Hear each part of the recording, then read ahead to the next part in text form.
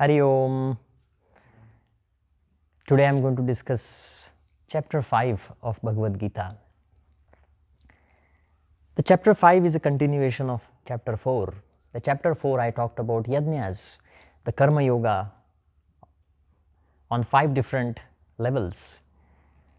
The Panchakosh, the Annamay Kosh, the Dravya Yagya, the Pranamay Kosh, the Tapa Yagya,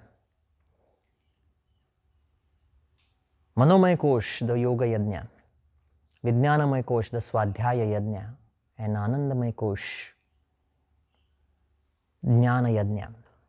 Chapter 5, Sri Krishna is talking about the same path of Karma Yoga, but because of Arjuna's questions about sannyasa path, that is becoming a monk, renunciating your family life, renunciating your life in the society, completely retiring from the material life and going on the spiritual path, that is sannyas.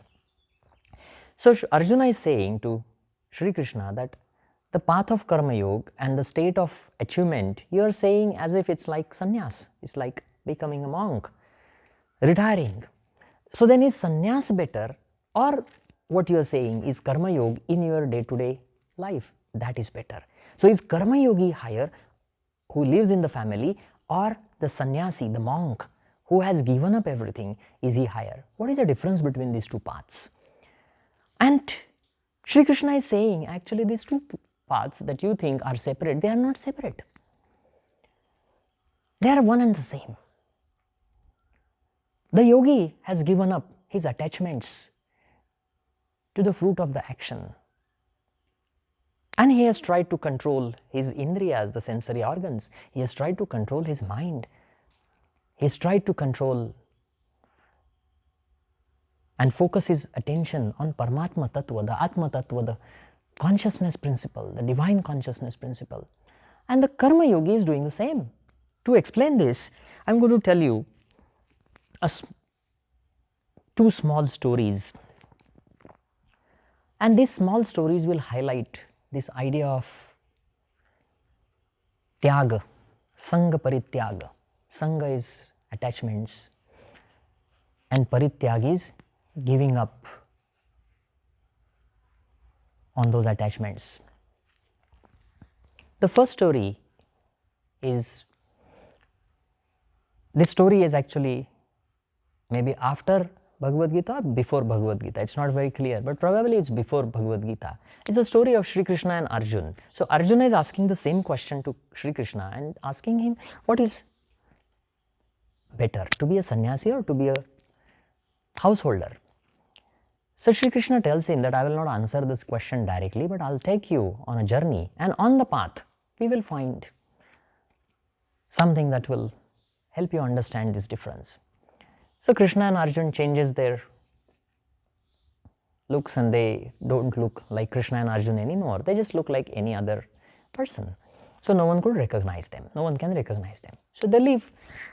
First they come to a kingdom, and in that kingdom the marriage of the princess is announced. That time in India, the marriage for women was more in favor of women empowerment, and the women had freedom to choose their husband. So this princess also had the choice who she wants to marry. Many people came, many princes came, many kings came, because this king was very powerful and rich. So everyone wanted to marry his daughter. Sri Krishna and Arjuna were in the audience and they were watching what's happening. The girl went around, this princess went around. She did not really like any of the kings and rich and powerful people there. Then when she was looking in the audience, her eyes were fixed on a sannyasi, on a monk.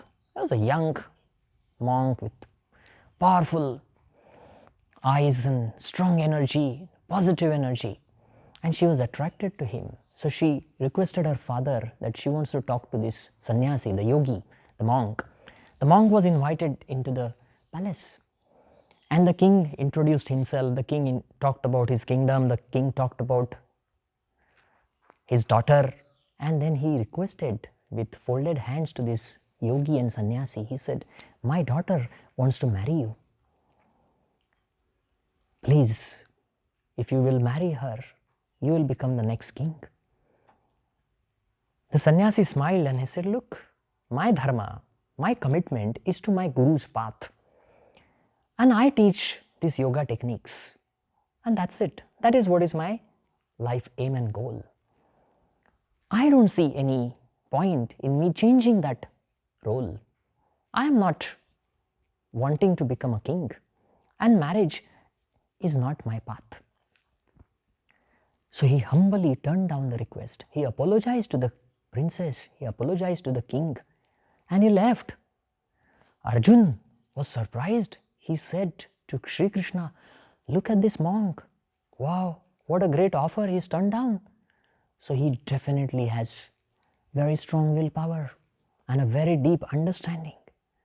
I really respect him. I think he's really the one that is higher. Sri Krishna said, "Don't talk yet. We'll experience few more events such as this." They went.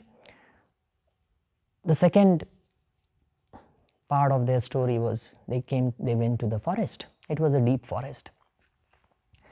And they were walking. In the day it was hot. They had to walk a lot.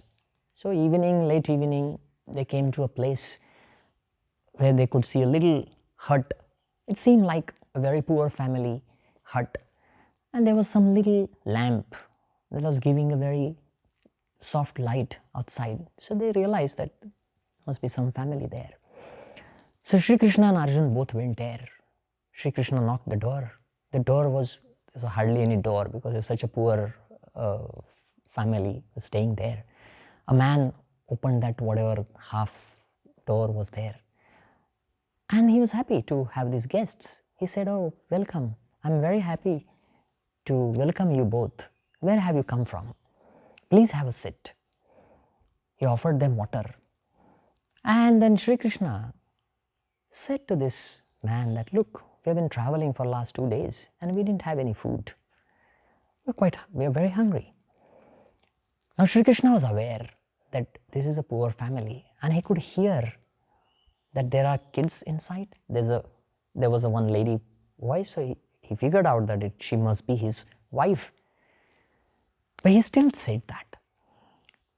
The man felt bad that these two are hungry for the last couple of days. So he went in and the conversation was in a very low voice, but still Sri Krishna and Arjun could hear that. And the discussion was, there's a very little rice that was cooked. The kids had their food. These two adults did not eat. So this husband was saying to his wife, says, "There are two guests. Let's share whatever food we have to them." The wife said, "But you haven't had any food since morning. I can go hungry, no problem. But you should eat because you have a work. You have a tough day ahead tomorrow." The man said, "No, look, they haven't had any food for 2 days and they have come to us as guests. It is our responsibility and dharma, it is our duty to make sure that they are getting some food." And she agreed. And the man brought that whatever little rice was to this Sri Krishna and Arjun. Arjun could not eat it because he had heard that conversation and it was hurting him that he is taking a food of a man and his wife who are also hungry for the whole day. Sri Krishna did have that little bit of food. Whatever he gave in return was beyond imagination of this couple. But Arjuna realized that this family is also great. When they finished with that, Sri Krishna asked him, "Now you tell me, who is higher? Is that sannyasi who sacrificed that kingdom and the princess desires and power? Is he higher, or is the couple who again renounced gave up their desires to save life of you and me. Arjuna could not make a decision. So Shri Krishna told him, sacrifice of your desires and ego is most important. Whether you do that as a sannyasi or whether you do that as a householder, as a family man, both are same. This is the most critical part of Karma Yoga. You move ahead. Shri Krishna makes an argument in chapter 5 that look, even if you take path of sannyas or even if you become a monk, without karmas, there is nothing possible. You will have to do karmas. And these karmas, they bring attachments. Any karma that you bring gives you a fruit. And that fruit leads to another karma. And that karma brings another fruit. It's a cycle. I want to go to yoga class. To go to yoga class, to get my good health back, I need a yoga mat. For yoga mat, I need money. For money, I need to work. For work, I need my clothes proper. For my clothes, I need money again. For my money, I need some education. For some education, I need some money again. So it's like, look, just to go to a yoga class, you need to have education. That's what I proved, right? So this is that link. One karma leads to another, to another, to another, to another. So the point here is you getting rid of this attachment to the fruit of the action to make you free from this karma and the fruit cycle. So this is a cycle that binds us. So Shri Krishna says, yoginah karma kurvanti sangam tyaktva atma shuddhaye. The yogis keep doing the karmas in a karma yoga way for inner purification and getting rid of these attachments. The attachment to this cycle of karma and its fruits. While you are doing this action, another important point that is raised in chapter 5 is a new one. Shri Krishna is saying that when you are doing this karma, whether you are a householder or whether you are a sannyasi, understand, you are doing nothing. If you look at someone, it's your eyes who are watching. If you walk, it's your legs which are walking. If you hear something, it's your ears that are getting this form of energy. So your 5 sensory organs, your eyes, ears, nose, tongue for taste and tongue for talking, and your skin, and 5 motor organs, your arms, hands, your legs, your tongue for talking, urinary organ, excretory organ. So 10, 5 sense organs, 5 motor organs, 10 together. Their interactions with the outside world, that's what you are. Beyond these 10 organs, there is no interaction with the outside world. These 10 organs, sensory plus motor, if you understand there is an energy transfer, it's all about energy between these 5 sensory organs and 5 motor organs. It's not you. You are just a silent observer, an impartial observer to this. I am not doing things. It's the energy that's acting through me. And where is this energy coming from? It comes from the Paramatma, is the divine expression. This state of mind, when a yogi starts identifying with, then the real Atma Shuddhi and real Karma Sangha Parityag can happen. That non-attachment can develop very quickly. The wisdom of the Paramatma and the Atma comes when we do this. If you look at this Atma as a Karta, the one that who doesn't do anything, but he's just a witness. And what makes you do is the Prakriti, the energy that is working through you. So now see, consciousness and energy principles are highlighted here in this verse by Sri Krishna. And that you can compare with Sankhya, Purusha and Prakriti. Also you can compare that with Tantra philosophy, Shiva and Shakti. Shiva or Purusha is consciousness. Shakti or Prakriti is energy. So there is this similarity in this philosophy. And further, Sri Krishna gives another interesting example, and he says that there are 9 gates which connect to Atma. 2, 4, 2, 6, that is 2 eyes, 2 ears, 2 nose, 2 nostrils, 6, 7th is your mouth, 8th is your urinary organ, and 9 is your excretory organ. So these are the 9 gates that interact with the outside, and the information that comes from outside is received or perceived by Atma. But when you are detached, when you are saying, I am not doing it, it's the Prakriti that's acting through me, that Atma starts realizing its own true nature. Otherwise, the Atma is connected with eyes, and the Atma identifies with eyes. I am watching it. No, eyes are watching it. I'm just there. And this false identification of Atma through these 9 gates is what creates Maya for us. I'm going to tell you another interesting story as to how things multiply. The story of Sri Krishna and Narad. Narad was a devotee of Sri Krishna, and Narad is one of the immortal beings in the yogic tradition. So this is a story of Sri Krishna and Narad. Sri Krishna and Narad walking one day. Sri Krishna represents the cosmic consciousness, and Narad is representing a human consciousness. Walking together, father and son, Sri Krishna and Narad. And then Narad is watching the creation, and he is very surprised and very impressed with this beautiful creation of his father, cosmic dimension, cosmic consciousness, Sri Krishna. So there is a very beautiful water stream and water reservoir.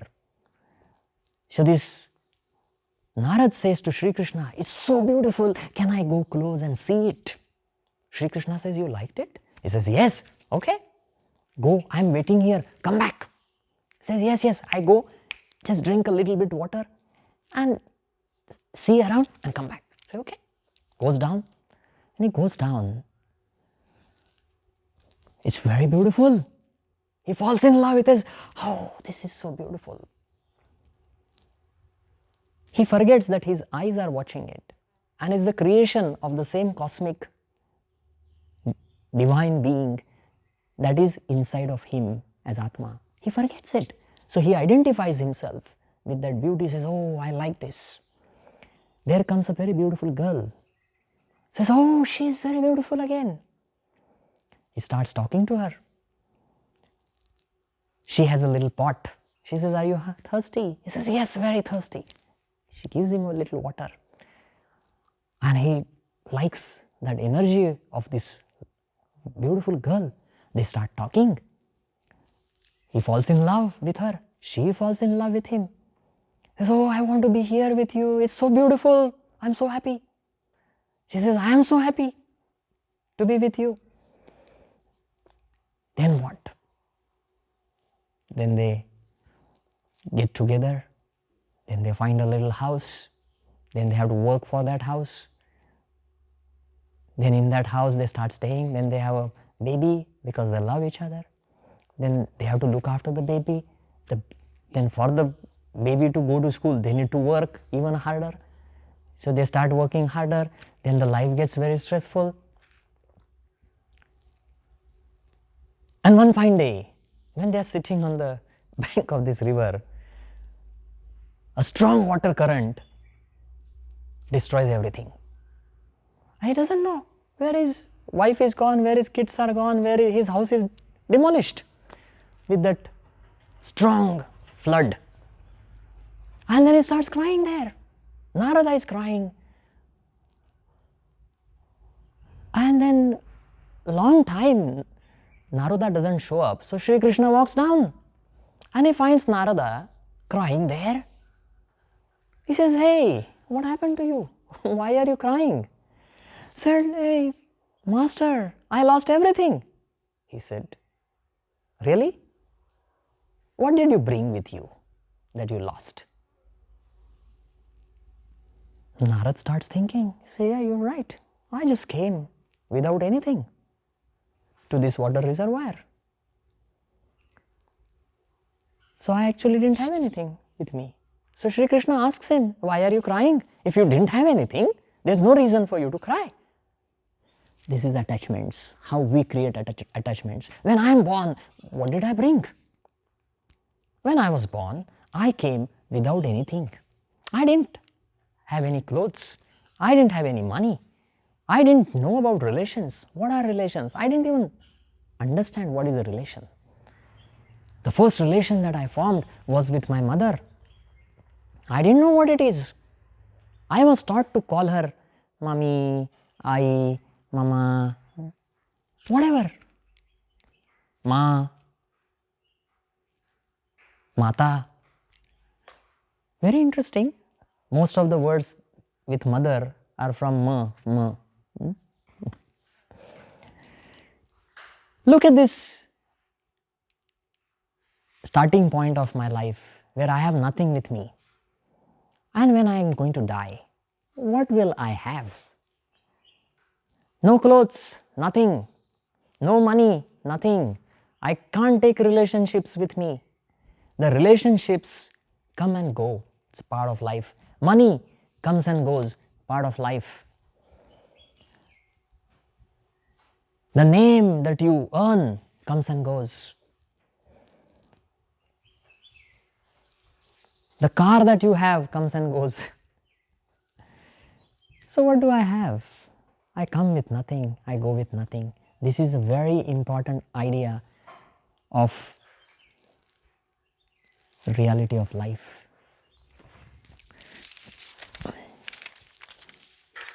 Shri Krishna has given a very interesting example of Padma Patra Ivambhasa. Padma Patra is lotus petal. So Shri Krishna says to Arjuna that while you are working in this life, in this society, be like a lotus petal. While you are doing the karmas, don't be attached to the fruit of the action. On a lotus petal, if you put a drop of water, it doesn't stick to the petal. If you shake the petal, the drop falls off. When the drop falls off, there is no wetness. It doesn't make the petal wet. And this is a very important idea that we should have in our mind. So my mind should be like that. Whatever I am doing, I am non-attached with that. The yogi is like this. I am going to tell you one last story of a yogi and I am going to stop. There was a yogi. He worshipped the God or the divine being, the cosmic consciousness. And the cosmic consciousness, that God came down to him and he said, my dear child, I am very happy. You have reached me. You have me. Ask what you want. The yogi was very happy. He felt contentment. He felt contentment and he told this God that I don't want anything. I am so happy just to know you, just to meet you, just to be with you. I think my life is all fulfilled. I feel complete in my life. But God said, I accept all of that. I appreciate your commitment. I appreciate your non-attachment. I know you have control over your mind, your desires, your body, everything. You are the master. That's why you are so close to me now. But you have to take something because I want to give you something. The yogi smiles and says, look, I am in love with you. I don't have love for anything else. So if you give me something, I have no interest in it. I am only interested in you. So please keep it to yourself. I don't want anything. But anyway, nice meeting you. So thank you. He turns around, starts walking.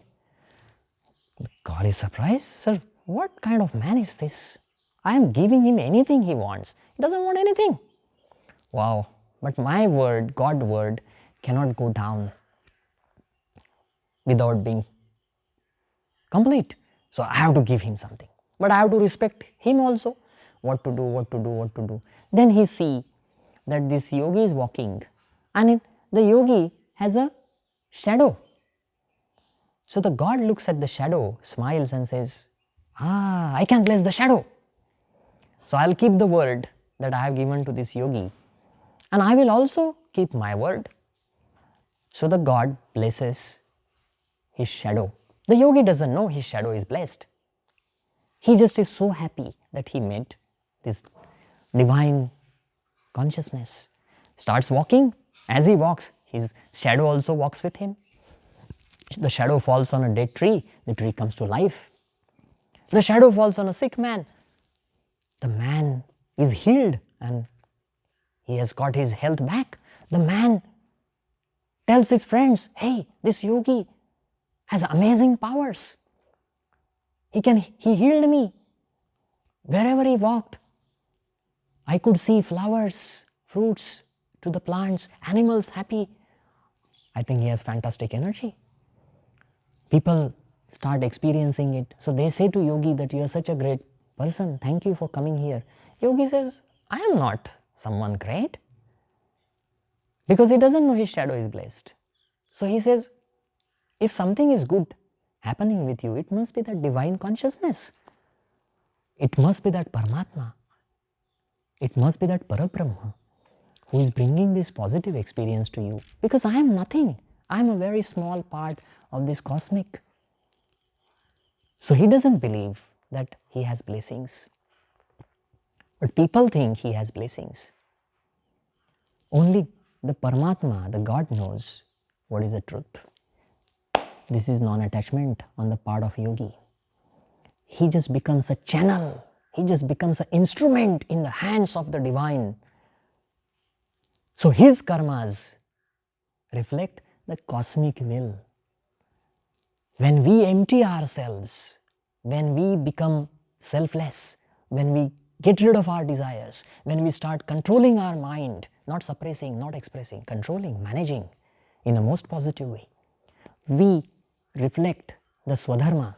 The Swadharma reflects in our mind the right thing to do, the duty, the right karma for me. And that right karma represents dimension of divine. So I'm going to stop here. Hari Om.